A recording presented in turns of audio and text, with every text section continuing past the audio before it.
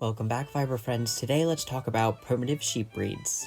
I've seen this false idea that all primitive sheep breeds have really coarse hair or hair type wool.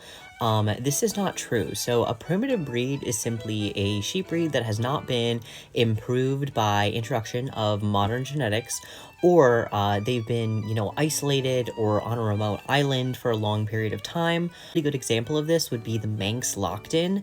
They have incredibly soft hair, but they are just stuck on the Isle of Man, so they're considered a primitive breed. But some of the primitive breeds are dual-coated, and I have some of those samples here today. So in one hand, I have some Soay, and in the other, I have some North Ronaldsay, which I did not know about previously. Apparently, these sheep mostly eat seaweed, and this is a really interesting fiber. When I was feeling it, it almost reminds me of, like, a coarser Angora, almost. The fiber really reminds me of rabbit fiber or bunny fiber. One of the reasons I feel this way is just because when I look at it, it has these, you can see the guard hairs, the darker hairs present, and then the downy fiber beneath, just like an Angora rabbit. This Soay sample is another good example of how double-coated breeds can be. Sometimes the guard hairs aren't so much mixed in. They're sort of in like separate clumpings like this. And I did just open this up and notice there is a little bit of scurf on this sample. So this is what scurf looks like.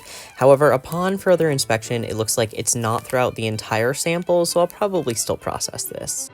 Now, I recommend you check out the full assortment of primitive breeds. Again, they range from very fine fiber to very coarse fiber. However, when we're talking about double-coated breeds, I did want to bring up the fact that when we as hand spinners discuss double-coated breeds, a lot of the times there's a lot of discussion about separating out the guard hairs and taking the time to do that. Did notice that, I think it was the Taylor Owens Stitch to Men podcast, she was talking about how in a lot of Scotland specifically, they don't separate out the guard hairs anymore purposefully because they're spinning for a more hardy yarn anyway.